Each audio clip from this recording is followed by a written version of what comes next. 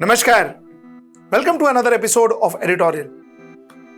Acha, have you heard of this concept called seeing is believing? Have you heard about this concept? I tell you, it is not necessary that everything that you see, you should believe in. Because perception nowadays is playing a very major role. And I guess perception is now the tool to form opinion, the tool to form narrative. What am I talking about? Let's get right into the show and let's understand what am I talking about. Election Commission of India is supposed to be an autonomous body which is supposed to be above everybody. No prime minister or no chief minister or no politician can control it. It is supposed to be autonomous. That is why it is called as an autonomous body. Now, Election Commission is giving a perception of it being very strict. In fact, they have launched a circular wherein they said, they even listed the amount of money that a particular political party can spend, which means, I'll tell you, see, for a sound system, a political party cannot spend more than 735 rupees prati din, every day, daily. Okay, for an extra mic, they cannot spend more than 158 rupees daily. For an extra speaker, they cannot spend more than 42 rupees daily. And for an air cooler, they cannot spend more than 53 rupees daily. I don't know which air cooler comes in 53 rupees, but Baba, you can only spend 53 rupees. Why? Because Election Commission is very strict. Okay, that is the perception. Election Commission is very strict. Okay, I'll tell you some more. I'll tell you something more. Topi, you can spend only 11 rupees. You can't spend no more than 11 rupees per topi. Paper flag, you can spend 184 rupees per kilo. 184 rupees per kilo. And dhol, you can spend 1,575 rupees. You can pay the dhol wala 1,575 rupees every day. Okay, water bottle, you can spend as per MRP. Okay, so whatever their MRP is. Okay, a scarf, you can spend 21 rupees per scarf. Okay, billa is that symbol or whatever that you wear, that badge where you wear, you can spend 5 rupees.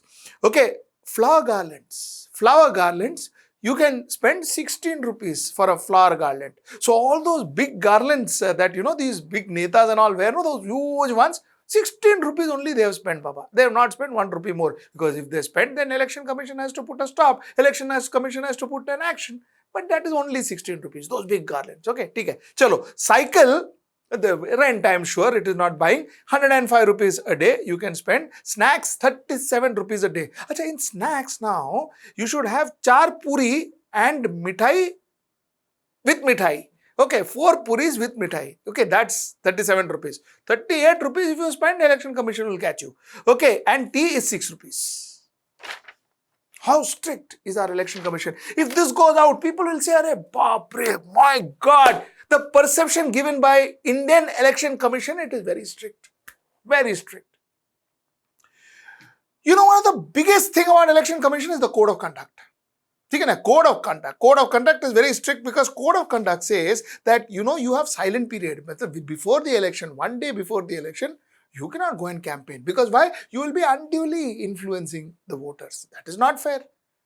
So, the chai, topi and all, is not as important as ensuring that the code of conduct is maintained, which is that silence period is maintained as silence period. And let me tell you, during the Uttar Pradesh first phase poll, 1 day before the election, there was interview done by Yogi Adityanath on television.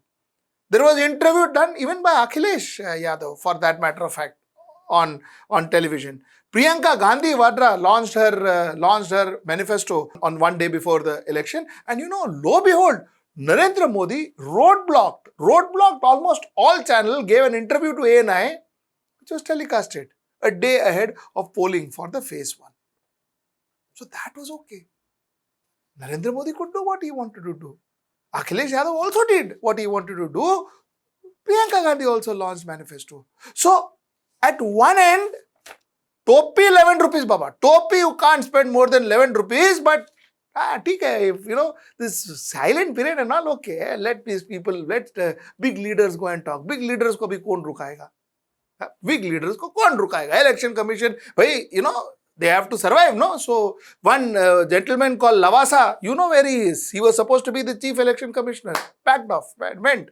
So topi very clear, but big leaders and all, ab kaun rukaega?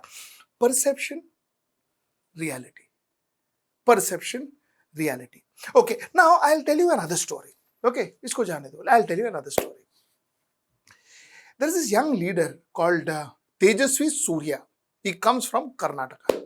Now, you see, the floor of the parliament, the floor of the house in a democracy is the temple of democracy. There is a certain decorum, there is a certain truth, there is a certain amount of respect you have to give the floor of the house.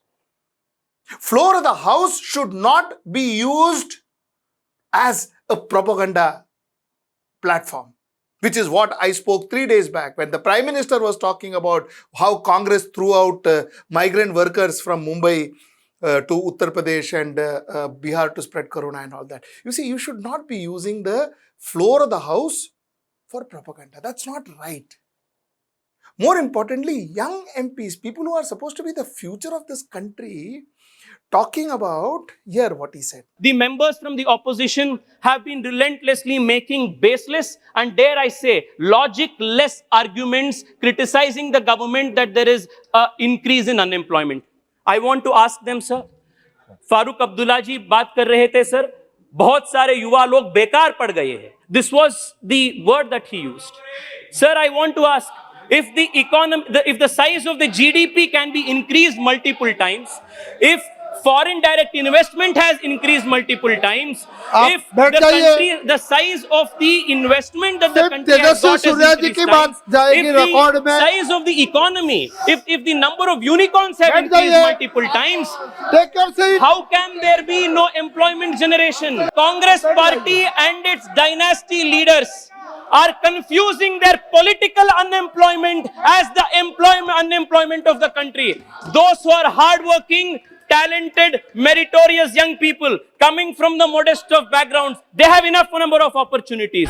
So we are going to divide what he said. I'll go subject by subject. He spoke about employment. No employment except for the dynasty or whatever, the prince of Congress or something which he says. First of all, he joined politics 2 days back. Where is he getting into all of this? Secondly, his own uncle. He is into politics because of his uncle. His uncle got him into politics. If it wasn't for his uncle, he would be searching for some jobs. He would be sitting for some interviews in offices, maybe. I mean, he is into politics because of his uncle. So, mera uncle hai, theek hai. Rahul Gandhi's father was into politics and mother is into politics. Very bad, Baba. It is dynasty. Anyway, forget that. That is Rahul Gandhi's business and his business. But what he is talking about? You see, perception. Creating a perception, and here creating a perception from a complete false record. Okay, he says there is no unemployment in India. Unemployment has reduced in India. Let me give you some figures. Now let us talk data, and I will tell you why am I talking data. Okay, let us talk data. You see, according to CMI, the estimated number of unemployed people in India in December 2021 is at 53 million people. 5.3 crore people are unemployed. And you know what? Bulk of this are women. CMI MD and CEO Mahesh Vyas, in his analysis on the December data, said 35 million people, 3.5 crore people were actively looking for jobs in December 2021, of which 23%, which is 8 million, were women. 80 lakhs of which were women. Okay, 3.5 crore mein se 80 lakhs who are actively looking out for a job were women. This is what he's saying, that the only person who has no job is the Congress dynast or Congress, whatever he calls him, prince, king or whatever. Parliament? Is this what a parliament should be used? Is he trying to score points? Is he playing ping pong ball there to score points? One you, one me, one you, one me? Or he's trying to talk about people? He's trying to talk about the benefit of the people. Let me take you a step further. I've got some more details.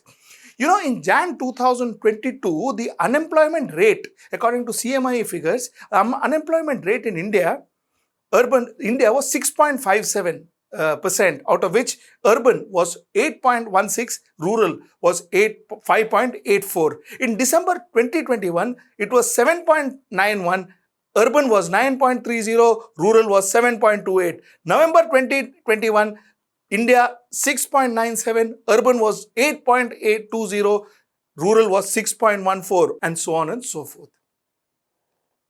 The reason I'm giving you these figures is because please check figures. Do not just believe in what these people stand there and talk, because it is no longer sacrosanct. That house, that temple of our democracy is no longer sacrosanct. It is a propaganda unit. It's a propaganda platform. It is no longer sacrosanct, and leaders like this gentleman, this young man, has made it so. He spoke about GDP. Under the leadership of the Honorable Prime Minister, the country has witnessed an economic miracle in the last 7 years. From agriculture to education, aviation to railways, IT to BT, soil to space. In every segment of the country's national life, the Prime Minister has ushered in a complete transformation. Let me elaborate on what is the difference. Before Modi, the country was witnessing double-digit inflation. We were considered to be among the fragile 5 economies of the world.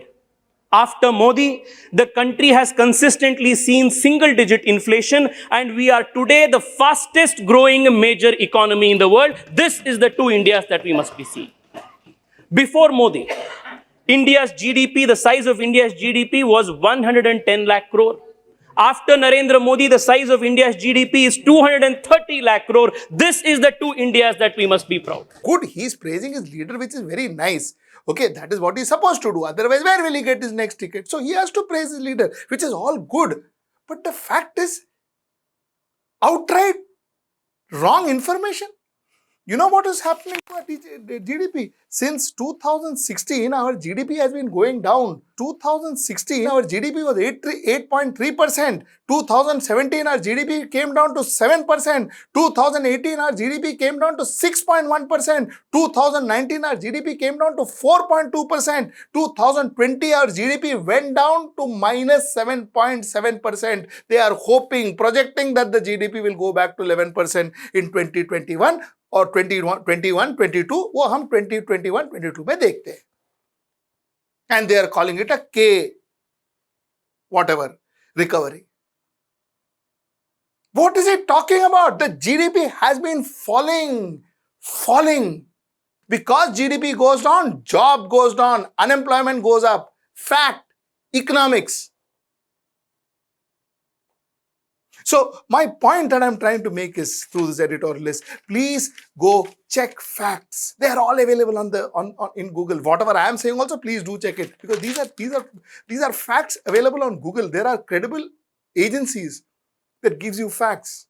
Please check those facts. Just don't take these people's point of view for granted. I will tell you what is perception. I want to give you. Now let me get into my ad mode. Okay.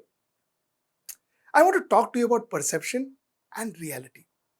And I started this editorial by saying that seeing is not necessarily believing. Okay, I'm going to show you an ad. I'm going to show you an ad of this very famous newspaper called The Guardian. Okay, they had released a beautiful ad about perception and reality. Just have a look at this ad. An event seen from one point of view gives one impression.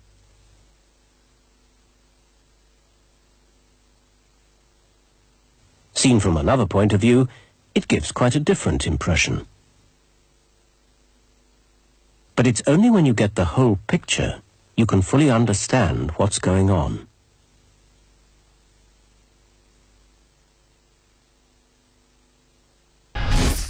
Now, from different angles, The scene, the narrative, the story is different. From one angle, he is going to snatch that bag away from a man, and another angle, he is actually saving that man from a falling object. It is how the story is shown to you. How the story is shown to you. I will tell you another very, very important factor that happened, very, very important story that happened recently. Prince Harry. There's huge furor in London, not only in London, in all of Europe, that he was showing his finger to the press. He was showing his finger to the press. Here's the picture. This was the picture floating saying that how rude he is and how bad he is and how unroyal he is and whatever. What he was actually doing is telling the people that I've got 3 kids. He was telling the press, I've got 3 kids, and look at how it was shown. Perception, reality. So now, at least in this day and age, I would urge you, please don't, seeing is not necessarily believing. Research, deep dive, get data, then believe. Possibly, then your information may be bang on. That said, do subscribe to our channel. Do log on to our website www.hwnews.in. Go through our website, give us a reaction on our website, pick up a package if you can, subscribe to us. Your subscription is very important for us. So please do that. Until I see you next time. Namaskar.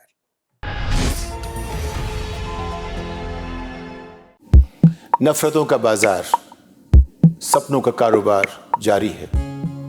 अच्छे दिन तो झांकी थे, अमृतकाल अब बाकी है।